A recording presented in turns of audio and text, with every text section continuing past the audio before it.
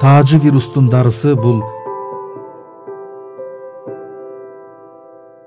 адамдагы адамгерчилик, үмүт,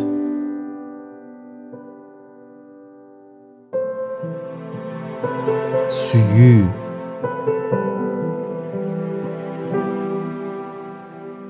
кайрымдуулук,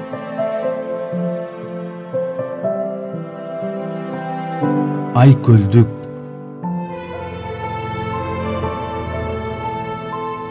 сабырдуулук жана боорукерлик. Мына ушул дартка даба сапат гана дүйнөнү сактайт.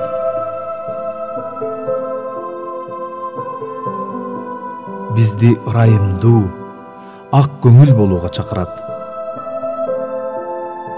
Султан Раев.